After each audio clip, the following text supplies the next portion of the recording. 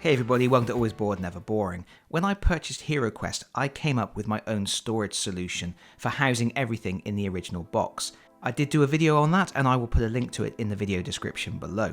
But the sum result was I managed to get HeroQuest, Keller's Keep and Return of the Witchlord all in the original box with room to spare. My idea was to ensure that for as long as possible I could put any new expansions into the core game box. I recently acquired the latest expansion, the Frozen Horror, so in this video I'm just going to take the components from that expansion and see if I can get it into my bespoke storage solution in the core box. First things first, we need to remove the lid. And here we have the top layer of my storage system, and I know what you're thinking. You are thinking, that is a really bad way to store miniatures, especially if you are planning on painting them. Having them just chucked into a tray like that, they are going to get a little bit bent, the paint may chip off, things like that. However, it's not how it appears. As I said in my previous video, this section is lined with rubber steel sheets. I am going to put magnets on the bottom of all of the miniatures as I paint them, and then they will actually sit upright in the storage tray. So eventually, everything will be in that tray in nice neat rows. As it happens, I have one miniature down here that has a magnet in the bottom already, which I did as a test. So eventually, all of my miniatures will have a magnet like that in the bottom, but I don't want to put them on until I have actually got around to doing the painting, which I should be doing relatively soon. I have a few other painting projects I want to get through first. Regardless, the point is all of our miniatures from the new Frozen Horror expansion are going to go in this compartment as well, with the exception of the Frozen Horror itself, which is too big to stand up in there. So we have our Barbarian, Gremlins, Polar War Bears and Yetis, and then we have our 12 mercenaries in glorious grey plastic. I reckon by the time they're all magnetised and standing upright, that tray's going to be pretty full. Next up we have all the new cards from the Frozen Horror. This is easy enough to deal with. In this compartment here we have all of the core game cards. We also have the cards from Keller's Keep and Return of the Witchlord. So we can just put our Frozen Horror cards in here.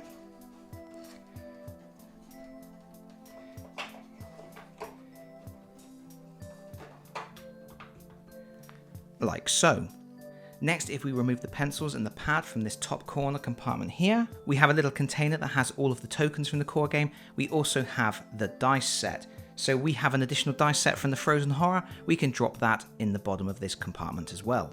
Here they are. These are lovely, by the way, and they just go in there. Now, the Frozen Horror did come with a thick pad of additional character sheets. I am not going to put those in that top right compartment. One, if I did, I wouldn't have room for the pencils, but two, I don't need easy access to that many character sheets. These are going to be stored slightly differently in a moment. Next, we have to remove the top layer of my storage system. And then we have the board, we can remove that. And then we have Zargon's screen and the two booklets from the core game. We can remove those. And underneath we have the Keller's Keep and Return of the Witchlord boxes. Those are in there with the plastic inserts removed. We also have a little custom tray along the bottom here where I store the doors. We have two new doors for Frozen Horror, so we can just pop those in my little storage tray. I'm not being too fussy about those at the moment, but they do actually line up neatly in that tray when I can be bothered to do it. Quite often, after I've finished playing a game, I just chuck them back in any old how. Next we will have to remove the two expansion boxes.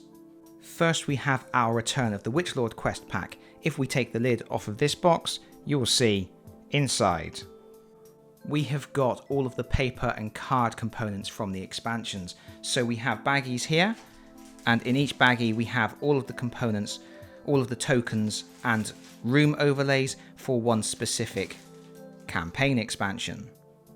Here's the second one. And then underneath we have the quest books.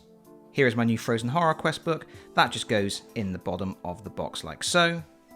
And here is the grip seal bag with all of the overlays and tokens. So eventually it may be the case that I will open up those bags and I will separate the tokens out again to make them easier to get into. But for now, I think it's fine to have them all in the one bag together. I know where everything is that way. We replace our other expansion components. And there we have it, everything neatly stored and easy to access. And then finally we have the Keller's Keep Quest Pack, which I have kept intentionally empty up to this point because I was intending to use it for any oversized miniatures, but I was also intending to use it as an overflow car park for when I get too many miniatures to fit in that top tray. For now, all we're going to do is place the Frozen Horror in here along with the new pad of character sheets.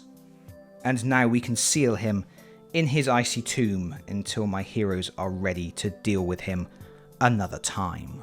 And that is it, we are ready to put everything back together and put the lid on this box of gaming goodness.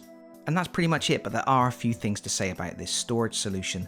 First of all, it is of course pretty basic, but it gets the job done and I didn't have to pay out for any fancy Felder inserts or anything like that.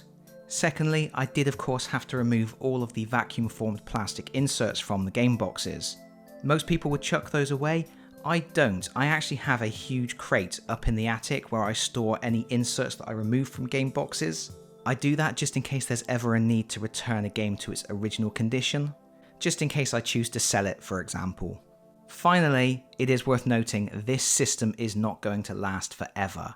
I have a copy of the Rogue Heir of Elathorn on the way. In February 2023 we are getting the Mage of the Mirror, and that is going to be an issue for this storage solution because that comes with a whole new selection of furniture, and really I will not have room in this box for all of that. And then of course Hasbro have also teased this forthcoming expansion, Rise of the Dread Moon. No one really knows much about it at the moment, but it's going to be another bunch of stuff that probably isn't going to fit in this box.